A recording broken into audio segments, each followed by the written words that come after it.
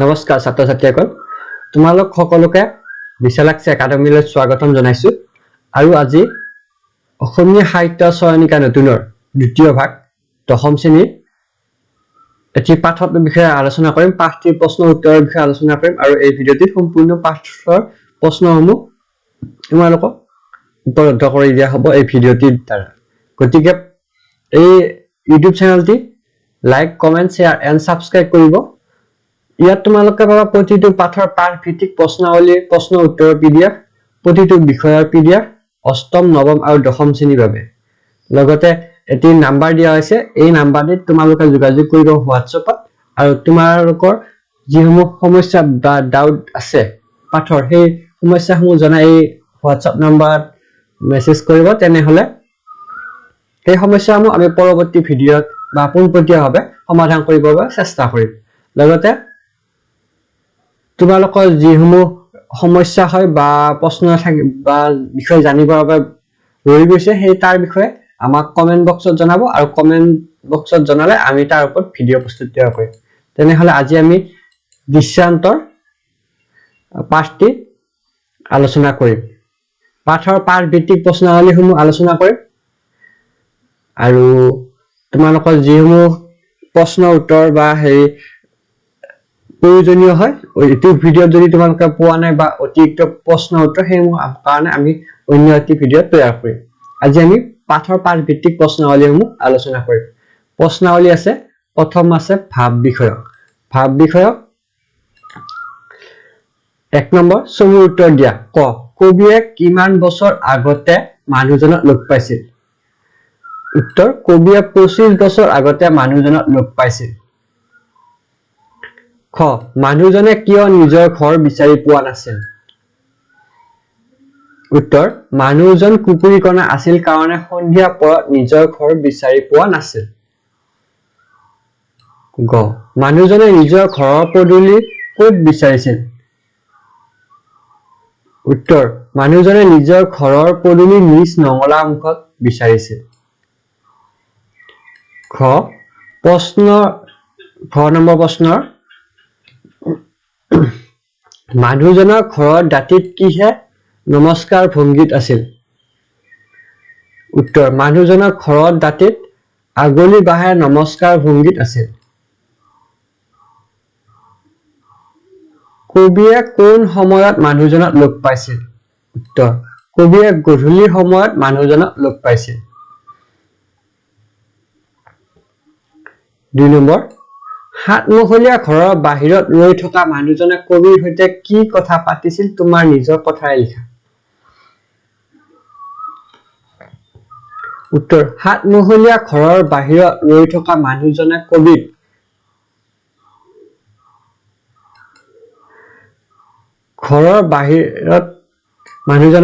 ভাড়া ঘৰ বিচাৰি অহা মানুহ বুলি ভাবিছিল সেয়ে তেওঁ কবিৰ সৈতে সাতমহলীয়া ঘৰটোৰ লগতে কাষৰ অট্টালিকা সমূহৰ কথা পাতিছিল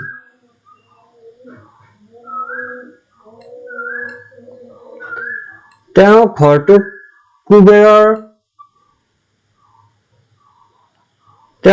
কুবেৰৰ মহলাৰ লগত তুলনা কৰি তাত ভাড়া ঘৰ নাই আৰু থাকিলেও তাত শান্তি নোপোৱা বুলি কোৱাৰ লগতে তাত কিছুমান জহৰ পোৱালীৰ সদৃশ স্বাৰ্থপৰ আন্তৰিকতাহীন লোকে বাস কৰে বুলি কৈছিল তেওঁলোকে কাৰো দুখ সুখ বুজি নাপায় কাৰোবাৰ মৃত্যু হলে দাহ কৰিবলৈ আগবাঢ়ি নাহে এনেকৈ বুজাইছিল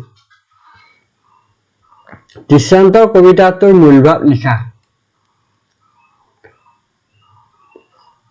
উত্তৰ দৃশ্যান্তৰ কবিতাটোত কবিয়ে সময়ৰ সোঁতত কিদৰে মানৱ সভ্যতা পৰিৱৰ্তন হৈছে লগতে মানুহবোৰ প্ৰকৃতিৰ বুকুৰ পৰা আঁতৰি আহি কেনেকৈ যান্ত্ৰিকতা হৈছে তাক প্ৰকাশ কৰিছে 25 বছৰ আগৰ এটা গধূলিৰ সময় আছিল সেয়া কেঁচা আলি কেঁকুৰি এটাত ঘৰৰ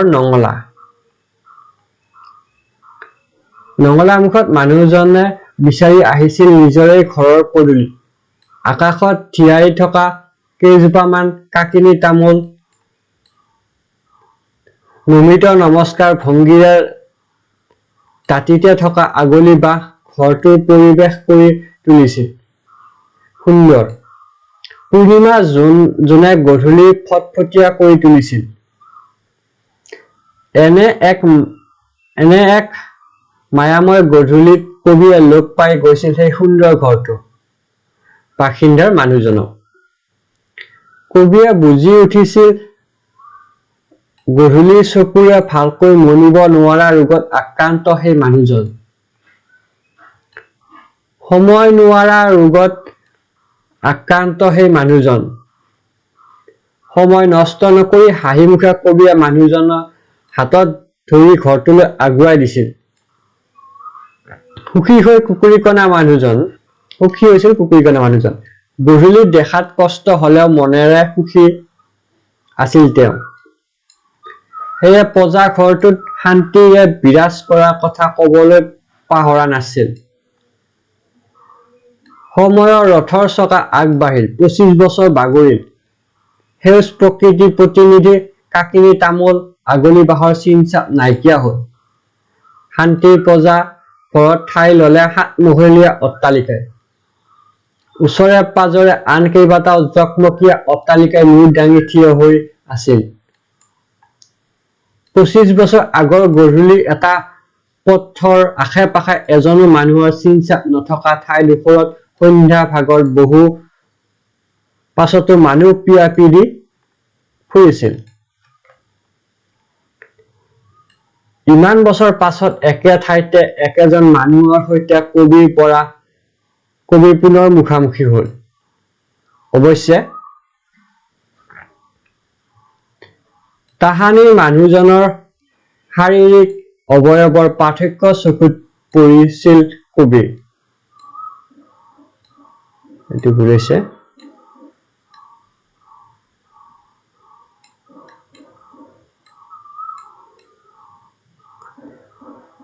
কবিৰ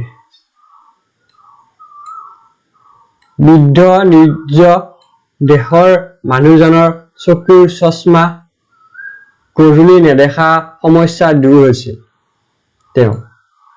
চশমাৰ সহায়ত কবিৰ উপস্থিতিৰ প্ৰমাণ পালেও তেওঁ চিনিব নোৱাৰিলে কবিক।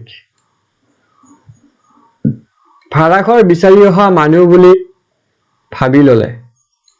পজা ঘৰত শান্তিত থকা মানুহজনে কবিক 7 মহলীয়া ঘৰত ভাড়াতীয়া হৈও থাকিবলৈ কলে। কিয়নো দেখাত জকমকীয়া অট্টালিকা হলেও মনৰ শান্তি নাই তাত। নিজস্ব সুখ সম্পদক লৈ অট্টালিকাৰ বাসিন্দাসকল ব্যস্ত। পাৰ্থিৱ সুখ সম্পদে তেওঁলোকক ইমান যান্ত্ৰিক কৰি তুলিছিল যে মানুহ মৰিলেও দাহ কৰিবলৈ তেওঁলোকৰ সময় নাই।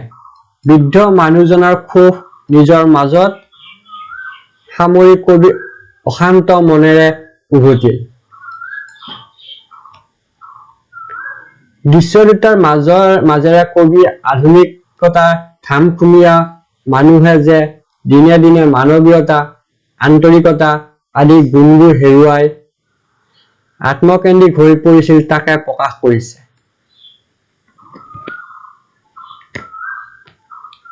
কিন্তু এই আধুনিকতাৰ প্ৰতিযোগিতাত নামি প্ৰকৃতিৰ সেউজীয়া কোমল ৰূপ ধ্বংস কৰি কংক্ৰিটৰ হাবি গঢ়ি তোলা এই হাবিৰ লোকসকলেও এটা সময়ত প্ৰকৃত সুখৰ পৰা বঞ্চিত হৈ অনুশোচনাত দগ্ধ হয়। তাকো কবিয়ে 25 বছৰৰ আগেয়ে লগ পোৱা কুকুৰীকণা মানুহজনৰ মনৰ আত্মসন্তুষ্টি আৰু 25 বছৰৰ পাছত লগ পোৱা মানুহজনৰ মনৰ ক্ষোভৰ দ্বাৰা সুন্দৰকৈ প্ৰতিফলিত কৰিছে। 4 নম্বৰ, বৰ শান্তিত আছো এই প্ৰজাতিত।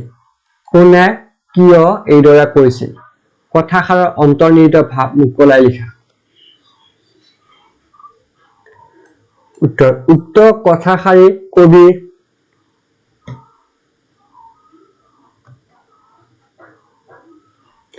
কবিয়ে কেঁচা আলি কেঁকুৰি এটাৰ 25 বছৰ আগৰ সন্ধিয়া এটাত লগ পোৱা কুকুৰিকণা মানুহ এজনে কবিক কৈছিল। মানুহজনে তেওঁ বাস কৰা পজা ঘৰটোৰ চৌপাশে বিৰাজ কৰা প্ৰাকৃতিক পৰিৱেশ আৰু মানুহৰ কোলাহলহীন কিন্তু আন্তৰিকতাপূৰ্ণ ব্যৱহাৰত আত্মসন্তুষ্টি লাভ কৰাৰ বাবে পজা ঘৰটোত বৰ শান্তিত থকা বুলি কৈছিল। কিয়নো তাত তেওঁ মানুহৰ সহজ সৰল আন্তৰিকতা অনুভৱ কৰিছিল। তাত কোনো যান্ত্ৰিকতা বা কৃত্ৰিমতা নাছিল। মানুহে মানুহৰ মৰম চেনেহ বুজি পাইছিল। মানুহৰ মনবোৰ আকাশৰ দৰে বিশাল আৰু সেউজীয়া প্ৰকৃতিৰ দৰে সেউজ কোমল উদাৰ আছিল।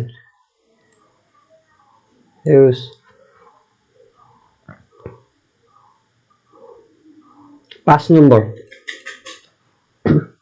হেৰা অচিনাকি মানুহজন, তোমাক কি লাগে ইয়াত? কোনে কিয় কবিক এইদৰে সুধিছিল বুজাই লিখা।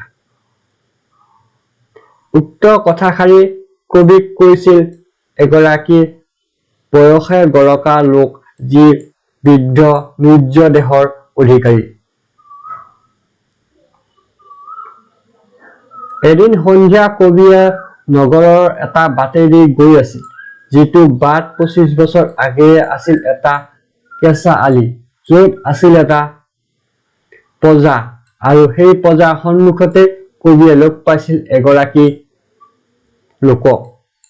সহজ সৰল আন্তৰিকতাৰে পূৰ্ণ সেই ব্যক্তিয়ে কবিক কৈছিল পজাটো তেওঁ শান্তিৰে থকাৰ কথা। 25 বছৰ পাছত সেই সন্ধিয়া কবিয়ে একে ঠাইতে দেখিলে এটা 7 মহলীয়া অট্টালিকা, আৰু তাত সন্মুখত ৰৈ থকা এগৰাকী বৃদ্ধ লোকক। পদূলিত ৰৈ থকা দেখি সন্দেহৰ দৃষ্টিৰে চাই বৃদ্ধগৰাকীয়ে কবিক ৰৈ থকা উদ্দেশ্য জানিব খুজিছিল আৰু প্ৰশ্নোদিত বাক্যফাঁকি অৱতাৰণা কৰিছিল। তাৰপিছত এইখিনিৰ পৰা বেলেগ হৈ তোমালোক বেলেগ পেৰেগ্ৰাফ লিখিবা। এইখিনিৰ পৰা 25 বছৰৰ আগৰ সেই একেজন মানুহৰ কণ্ঠত আন্তৰিকতাৰ পৰিৱৰ্তে সিদিনা কবিয়ে শুনিবলৈ পাইছিল সংশয়ৰ সুৰ।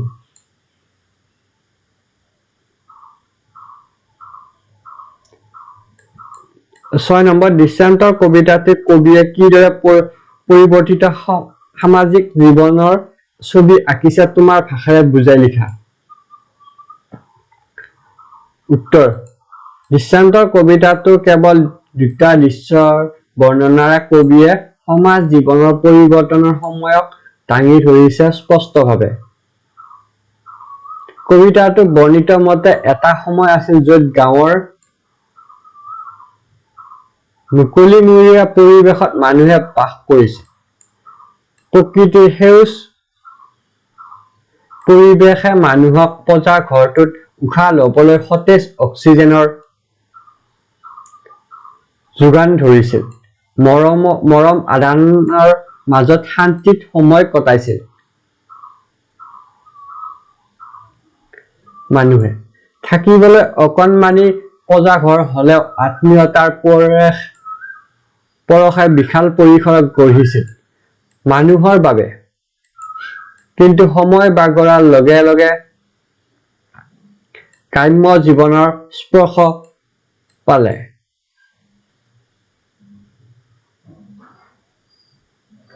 পঁচিশ বছৰ পাছত অকণমানি পজা ঘৰত ঠাই ললে 7 মহলীয়া অট্টালিকাই। সন্ধ্যা ভাগৰ পাছলৈকো বাটে পথে মানুহৰ ভিৰ। পিছে খালী আছিল মানুহৰ মনবোৰ। অভাৱ হল আত্মীয়তাৰ। গ্ৰাম্য সৰলতাৰ ঠাই ললে নগৰীয়া যান্ত্ৰিকতাই। অকণমান মৰমৰ মাত এষাৰ নিজৰ অট্টালিকাৰ ভিতৰতো পাবলৈ নোহোৱা হল। মানুহে মানুহক সন্দেহৰ চকুৰে চোৱা হল। আধুনিক জীৱনৰ ৰুক্ষতা সংশয় আদিয়ে গ্ৰাস কৰিলে সমাজ হোজা মানুহবোৰক।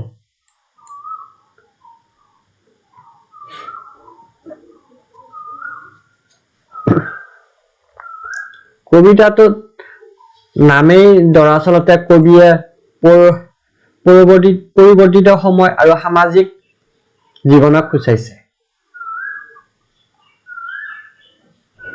দৃষ্টান্ত কবিতাটোৰ কবিগৰাকীৰ চমু পৰিচয় দিয়া। এই প্ৰশ্নৰ উত্তৰ আমি লিখি দিয়া নাই। এই প্ৰশ্নৰ উত্তৰটো তোমালোকৰ পাঠত থকা কবিৰ পৰিচয়ৰ পৰা লিখিব পাৰিবা।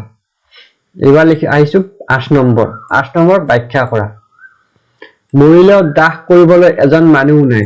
উক্ত কবিতা ফাঁকি আমাৰ পাঠ্যপুথি অসমীয়া সাহিত্য চয়নিকাৰ অন্তৰ্গত হৰেকৃষ্ণ ডেকাৰ দ্বাৰা ৰচিত দৃষ্টান্ত কবিতাটিৰ পৰা লোৱা হৈছে। কবিতা শাৰীৰ দ্বাৰা আধুনিকতাৰ ধাম খুন্দিয়াই অতিবাহী আন্তৰিকতাহীন স্বাৰ্থপৰ হৈ পৰা মানুহবোৰৰ স্বৰূপ কবিয়ে প্ৰকাশ কৰিছে।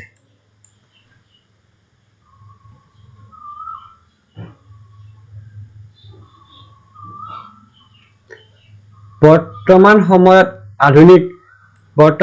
আধুনিক জীৱনশৈলীৰে মানুহবোৰৰ শিক্ষা দীক্ষা অভিজাত্য সকলো দিশৰে উত্তৰণ ঘটিছে। মানুহবোৰ দিনে দিনে অধিক ব্যস্ত হৈ পৰিছে। কিন্তু এই শিক্ষা দীক্ষা অভিজাত্য ব্যস্ততা আদিৰ প্ৰতিযোগিতাত নামি মানুহে নিজৰ মানৱীয় গুণ সৰলতা আন্তৰিকতা ভাতৃত্ববোধ সকলোবোৰ হেৰুৱাই পেলাইছে। মানুহবোৰৰ আত্মকেন্দ্ৰিক হৈ পৰিছে।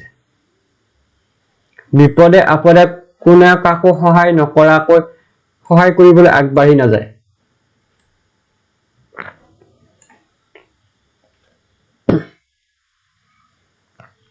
মানৱীয় মূল্যবোধৰ অৱক্ষয় ঘটি মানুহবোৰ ইমানেই অনুভূতিহীন হৈ পৰিছে যে কোনো মৰিলেও দাহ কৰিবলৈ আগবাঢ়ি নাযায়।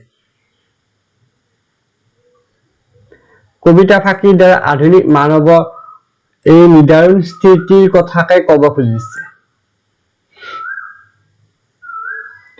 যশৰ পোৱালিহঁতে কাক কোনে চায়। উক্ত কথাষাৰি আমাৰ পাঠ্যপুথিৰ অসমীয়া সাহিত্য চয়নিকাৰ হৰেকৃষ্ণ ডেকাৰ ৰচিত দৃষ্টান্তৰ কবিতাটোৰ পৰা লোৱা হৈছে। আধুনিক জীৱনৰ নিঃসংগতা বোধৰ বিষয়ে বুজাবলৈ গৈ কবিয়ে এইদৰে উল্লেখ কৰিছে। এগৰাকী বয়সে গঢ়া মানুহ 25 বছৰ আগেয়ে তেওঁ বাস কৰিছিল গাঁৱৰ এটি বজাৰত। আত্মীয়তাবোধ আৰু সৰল মৰমৰ মাজত সুন্দৰ আৰু শান্তিৰে জীৱন কটাইছিল তেওঁ। এতিয়া তেওঁ থাকে 7 মহলীয়া অট্টালিকাত। গাঁওখনত এতিয়া নগৰত পৰিণত হল। মানুহ বাঢ়িল অথচ কমিল আত্মীয়তা নাবাঢ়িল আন্তৰিকতা।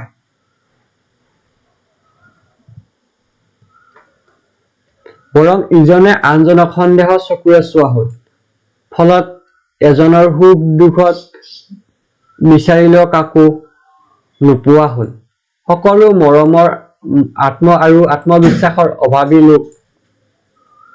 যিদৰে কৃপণৰ ধন কোনো কামত নালাগে একেদৰে নগৰীয়া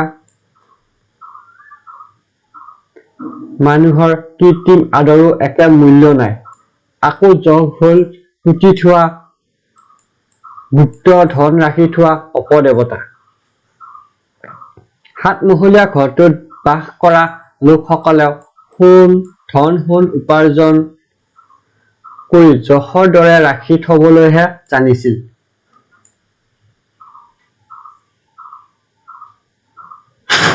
কাৰোবাৰ বিপদত সহায় কৰাটো দূৰৈৰ কথা, মৰিলেও দাহ কৰিবলৈ যাবলৈ বা এটকা দিবলৈ তেওঁলোক অনিচ্ছুক আছিল।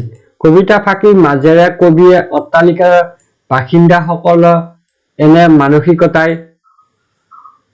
প্ৰতিফলিত কৰিছে। এই কংক্ৰিটৰ হাবিখনত তেওঁ বিচাৰি নাপালো আৰু উক্ত কথাষাৰি আমাৰ পাঠ্যপুথি অসমীয়া সাহিত্য চয়নিকা হৰেকৃষ্ণ ডেকাৰ ৰচিত দৃষ্টান্ত কবিতাটিৰ পৰা লোৱা হৈছে। কবিয়ে কথাষাৰিৰ জৰিয়তে সেউজীয়া গছ-গছনিৰে ভৰা ঠাইবোৰ ধ্বংস কৰি মানুহে ঘৰ দুৱাৰ সাজি কিদৰে সেউজীয়া অৰণ্যক কংক্ৰিটৰ হাবিলৈ পৰিৱৰ্তন কৰিছে তাকেই প্ৰকাশ কৰিছে। সময়ত পৰিৱৰ্তনৰ লগে লগে প্ৰাকৃতিক সামাজিক পৰিৱেশ আদিও সলনি হয়। এসময়ত সেউজীয়া অৰণ্যৰে ভৰা প্ৰাকৃতিক পৰিৱেশত থাকিবলৈ ভাল পোৱা সহজ সৰল মনৰ মানুহবোৰে সময়ৰ লগে লগে একোখন শিল বালি ইটাৰে গঢ়ি তোলা চহৰ বুলি কোৱা কংক্ৰিটৰ হাবিত বাস কৰিবলৈ আগ্ৰহী হৈ উঠিল। যিদৰে চহৰখন কংক্ৰিটেৰে গঢ়ি উঠিল একেদৰে মানুহৰ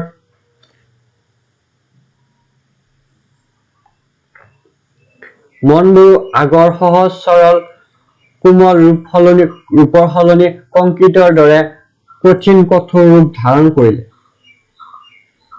মানুহে মানুহক চিনি নোপোৱা হ'ল। ভালদৰে এটা মুহূৰ্ত ৰৈ কোনেও মনৰ কথা বতৰা নোলোৱা হ'ল।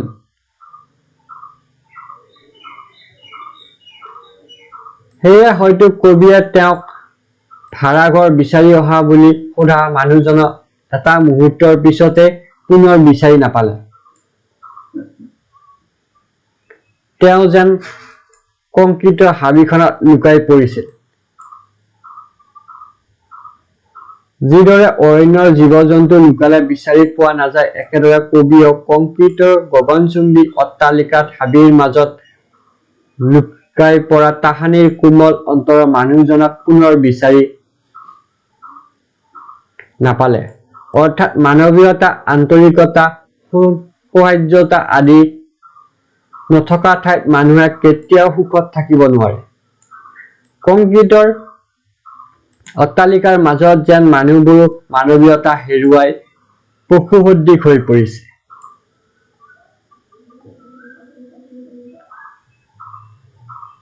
এইবাৰ আহিছে ভাষা বিষয়। ভাষা বিষয়ৰ বিপৰীত শব্দ কেঁচা, কেঁচাৰ বিপৰীত পকা। গধূলি, গধূলিৰ বিপৰীত পুৱা। পোহৰ, পোহৰৰ বিপৰীত আন্ধাৰ। শান্তি, শান্তিৰ বিপৰীত অশান্তি। ৰূপ, ৰূপৰ বিপৰীত অৰূপ। এটাকৈ সমাৰ্থক শব্দ লিখা। জোন, ছন্দ, ঘৰ, আৱাস। চৰা, অতি বা অধিক। দাহ, পোৱা। উভতি, উলটি। নঞাৰ্থক শব্দ গঠন কৰা। শান্তি, অযোগ শান্তি সমান অশান্তি। চিনাকি, অযোগ চিনাকি সমান অচিনাকি। সহায়, অযোগ সহায় সমান অসহায়। নমস্কাৰ শব্দটো সন্ধি ভাঙিলে এনে হ'ব: নমঃ যোগ কাৰ। এইদৰে আন চাৰিটা শব্দ সন্ধি ভাঙা: বহিৰ্যোগ কাৰ, বহিষ্কাৰ। দুহ যোগ কাৰ, দুৰ্গম। দুহ যোগ গম সমান দুৰ্গম। নিৰ্যোগ উপায় সমান নিৰুপায়। পৰিযোগ কাৰ, পৰিষ্কাৰ। ছাত্ৰ-ছাত্ৰীসকল ভিডিঅ'টো যদি ভাল পালে লাইক কৰিব, কমেণ্ট কৰিব, শ্বেয়াৰ কৰিব আৰু ছাবস্ক্ৰাইব কৰিবলৈ নাপাহৰিব। আৰু লগতে তোমালোকৰ সমস্যাসমূহ এই হোৱাটছআপ নাম্বাৰটোৰ সৈতে যোগাযোগ কৰিব আৰু আমি পৰৱৰ্তী সমস্যাসমূহ সমাধান কৰি দিবৰ বাবে চেষ্টা কৰিম। হয়তো পোনপটীয়াভাৱে নহ'লে অন্য এটি ভিডিঅ'ৰ দ্বাৰা। তেনেহ'লে চাই থাকিব। বিশালাক্ষী।